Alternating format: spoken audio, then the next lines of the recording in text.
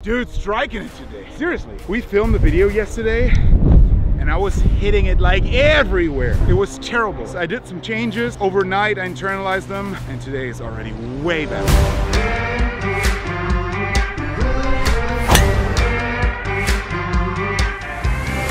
Boom. That's how it's done.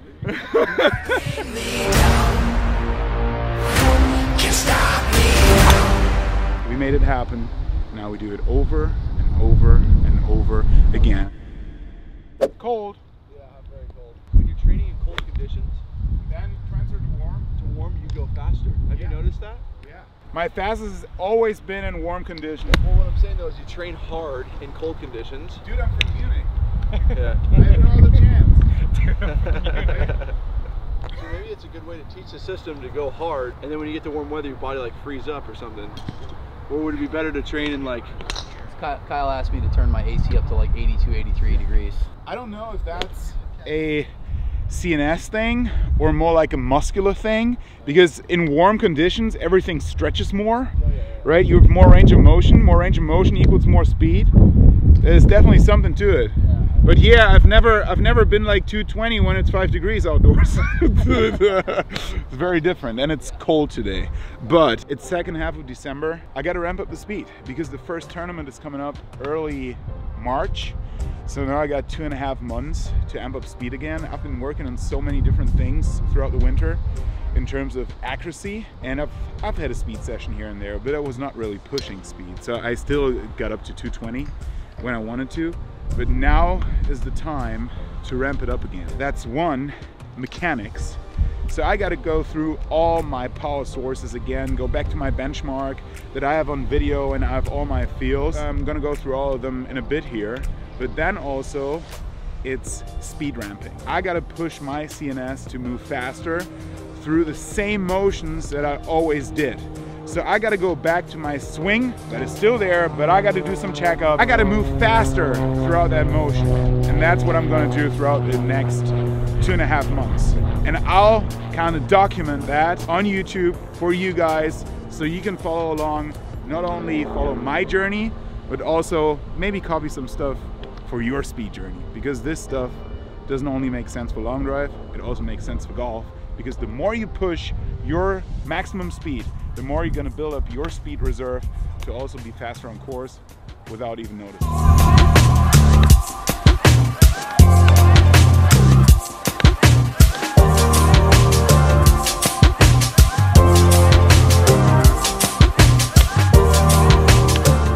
Alrighty, what I usually do is I go through all my checkup clubs with my irons. Usually that's a 9-iron and a 7-iron, I know my numbers for, that I was practicing with throughout the winter. And as soon as I hit my checkpoints ball speed wise, I change clubs. Now out here, it's like 50 degrees. Today is not gonna be about getting a certain number on ball speed, but actually checking several power sources on video, try to move even faster by using those power sources. Time to use a glove. So the first power source I go through already with irons. This is not iron technique I would use on the course, but very, very crucial for my golf swing is my lead foot. So what I want to do is, as soon as I swing down, I initiate my downstroke, basically in transition, I try to push this direction. It's a three-dimensional force, right? So there's a lateral element to it, and there's also a vertical element to it, and there's a rotational element to it. What I focus on is I try to push this direction. So my foot reacts and slides backwards. So that's what's happening. It's a ground reaction force. So what I try to do is push that way to eventually move that way. That's something I wouldn't like recommend doing with wedges or out on course when you hit like soft irons. But for me to ramp up that speed, that's exactly what I need to do to prime my system to also hit it faster and move better through transition with drivers. One drill I actually love to do to feel that even more and prime that even more is isolated swings. So what I do like this, I address the ball like this, basically have all my weight on the lead side, This foot is basically just creating a bit of balance, and then throughout the swing I push as hard as I can and try to fall backwards rather than forward. So what I want to avoid is stuff like this, like falling over, right? I want to push that direction, so I'm reacting this way and I actually fall backwards and make this motion rather than falling forward. And then on video, what I always try to check and correct is if that leg is completely extending at impact and actually already before impact. Let's do another one. All right, same thing with the 7-iron. And that actually goes along with a lot of stuff. So when you sync it up correctly, your whole body, all the power sources are in sync and add up to each other. So you speed it up even more, especially with that move. Later when I hit drivers, when I go this way and push that direction, also my spine is tilting more to the right, boom, like this, I create higher angle of attacks, right? So there's a lot to it, and a lot of different things that add up. And one more very important thing that I'm not doing with irons, but later with drivers. Pretty good. And then let's do 2 more isolations. Boom, extended, boom, extended, and move that way, not that way. That was even better than with 2 legs. Maybe I should play golf like this. It's like, dude. Amazing to also prime that. It's actually not about how you hit it, it's about feeling how boom that foot moves backwards and right, kind of creates this little rainbow like this on the way back, which is just a byproduct of right force into the ground, because you want to push, as I said, that way. That creates this reaction. It's not very powerful doing this. The foot moved the same way, the same pattern, but you didn't create the right force to actually be very powerful. Okay, now we do play drivers. So for drivers, most important thing, I need my phone. One aspect is definitely a long backswing. So the more like torso rotation I can create, the more hand path I can create. So what I try, and this is the one other thing that I do with drivers, is I try, when I'm up here, I try to create a long hand path on the way down. How do I do that? I push out.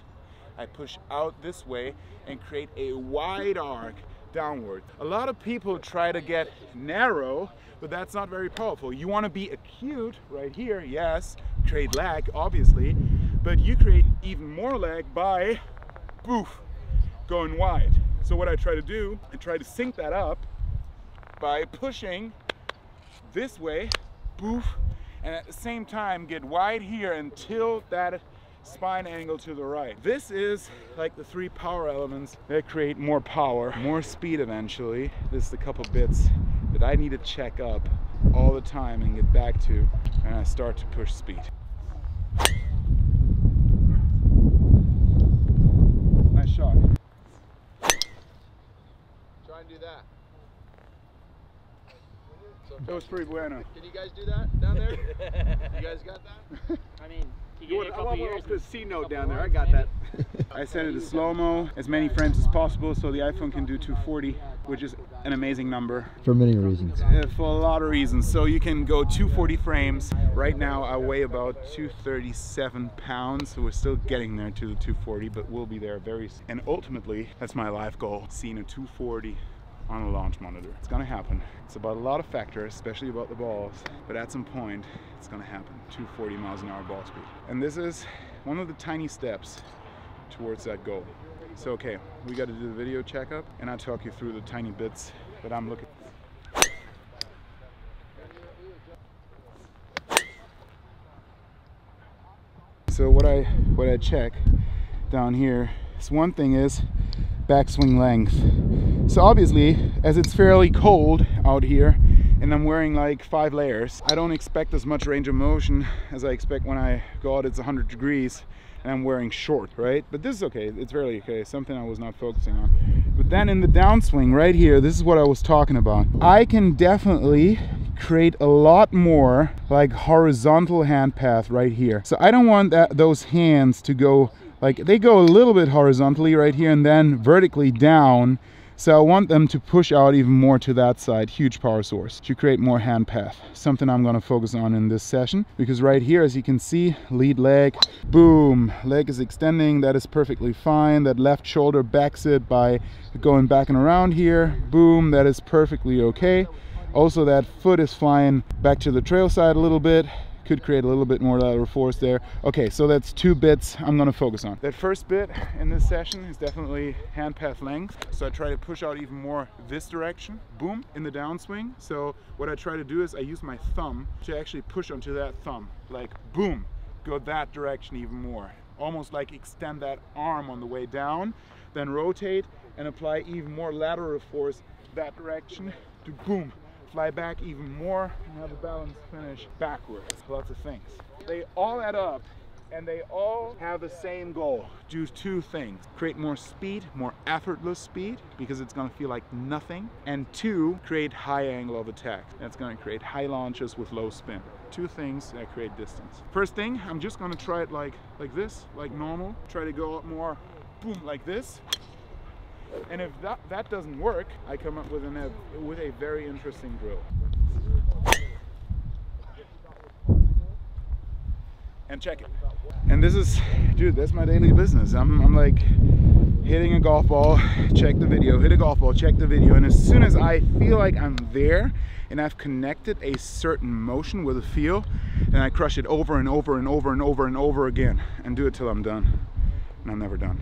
I like that.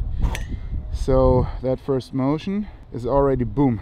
This tiny bit right here, that tiny bit up there is already a lot more horizontally. The logo, the Callaway logo right here on the glove, it's going boom, more horizontally and then down compared to before. And that foot, that lead foot, is going a little bit more backwards. So what is it right now? It's focusing on that, but apply even more focus on that foot on the lateral move. So I have more like backwards tilt or whatever. I'm more like balanced this way rather than this way. So you want to be back here and maybe even do that step backwards to even apply more angle of attack. So that force I'm putting that way to be right here is also, you could call it a counter force to the club head, because what the club head is doing, it's pulling you forward this way.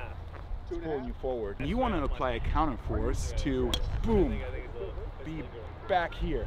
That's like chopping down a tree. So imagine I would want to chop down that tree. What would I do? I would go like this. I would do this. Boom, I move backwards, like boom, that way. Move this direction with my body to create more speed with the act. It's exactly the same principle, and we control that by ground forces. Okay. That was a pretty good shot, actually. It's coming together, definitely. So let's see if it also translates. Good, I like the motion. I like the tilt here of my spine. You see my spine angle right here is way more right already. And now let's see where my foot is going. Look, it's going way more backwards. So you see that? It's going backwards. We do this over and over and over again. The drill that I was talking about, what you can potentially do is you can attach a towel to the club head and do some practice swings like a towel, like not too heavy, not like crazy long, not a bath towel, but like a golf towel. And when you do that and you swing, the force, the additional resistance is usually boom, throwing out your hands like this by itself. By that you can prime your body to actually swing even more like that. We made it happen.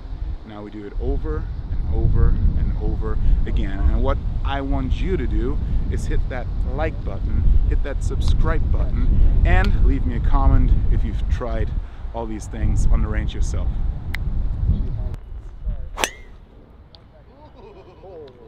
I mean, seriously, fuck all these speed drills, right? This hoodie gives me like an automatic 20-mile-an-hour increase.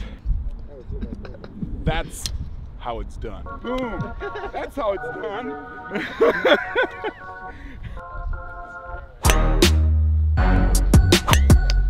Dude, striking it today. Oh, seriously. Yesterday was terrible. That's part of the process. Dude, we filmed the video yesterday and I was hitting it like everywhere. Actually only left. I couldn't miss the left side. It was terrible. Shut face, shut the face, I shut the face. It was terrible. That's all part of the process. I did some changes overnight, I internalized them. Yesterday actually in bed I was going through the motions, it was like, and today is already way better. Getting there, but it's all part of the process. It's a struggle. What you see on social media usually is the highlights, all the highlights, speed training and all this stuff. It's not like fun all the time. Very frustrating from time to time. Part of the process, you gotta enjoy that.